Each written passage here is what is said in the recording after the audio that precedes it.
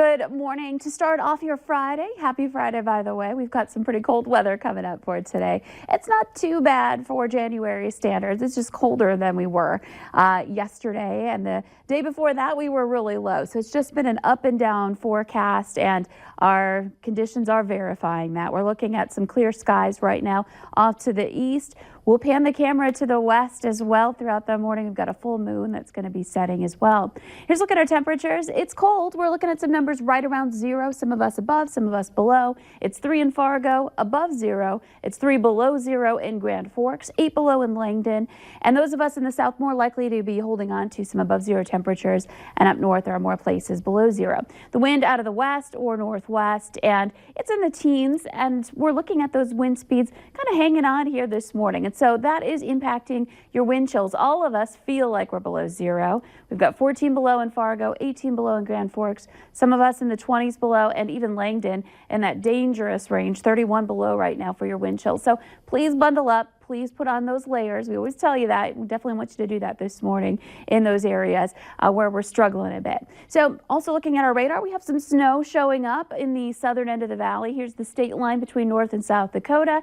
Looking at some flakes or flurries potentially impacting us there. We'll zoom out a little bit more and show you that it's pretty quiet for the rest of us in the valley. And this is kind of trying to lift northward. Struggling a little bit, but still the potential's there that we could see this impact us in the southern valley here this morning. And expanding the view. If you're hitting the road right now, we're looking at the potential for some flakes initially heading down through the plains and then eventually running into some more rain. There's some storms and rain east of Wichita, and of course we've been talking about that severe weather potential. We'll get to that in a moment, but first let's take a look at our forecast right here in the valley. It's going to be a cold one. We've got some numbers that are going to continue to dip below 0 this morning, and generally speaking mostly clear skies, some clouds moving through, especially in the south where we saw the snow and the cloud cover there.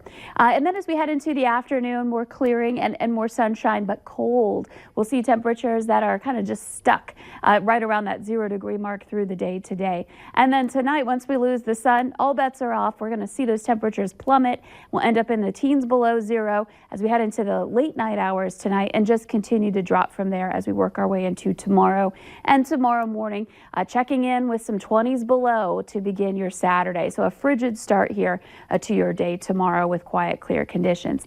Now here's your Proceed Road to Frisco forecast. Again, we're talking about that chance for severe weather, but also on the cold side of this, some snow and maybe freezing rain too. For anybody who's driving today, you may run into that initially before you enter that warmer air. So this is 11 a.m. this morning. We'll see that rain start to ramp up. Here's Frisco right here to orient you. Pretty mild day, warm day, I should say, 60s to about 70. And then heading into the rest of the day, into the afternoon, we'll start to see those storms blossom. Our forecast model indicating right around the Dallas areas where they'll start and then move east from there. Could be shifted any direction here, but we're looking at the potential for storms that could be severe in the Frisco area into the afternoon and evening for tonight. And then, of course, snow and mixed precipitation north from there into the central part of the plains and the panhandles of Texas and Oklahoma.